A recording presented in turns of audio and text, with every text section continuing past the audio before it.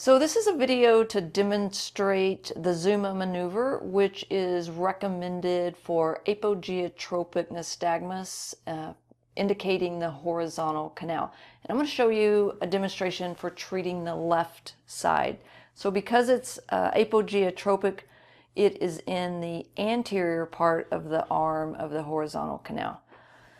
And I'm going to use a pillow actually for her to place her head on as well. All right, Melissa, what you're going to do is you're just going to keep looking straight ahead, and you're going to lie down on your left side, putting your head on the pillow. And you can bring your feet up.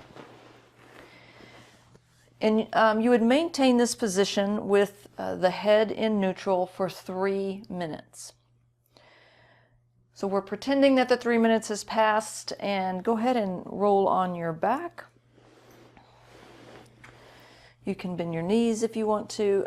You ask the patient to maintain this position for 3 minutes, again in each position, observing for nystagmus or asking for any provocation of symptoms. So after the 3 minutes, with nose up looking towards the ceiling, Melissa, what I want you to do is look as far as you can over to the right.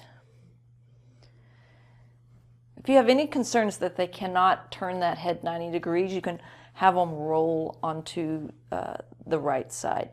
Again, hold the position for 3 minutes. And now, Melissa, what I want you to do is you're going to tuck your chin a little bit, and I'm going to assist you up, straight up into sitting. You ready? 1, 2, 3.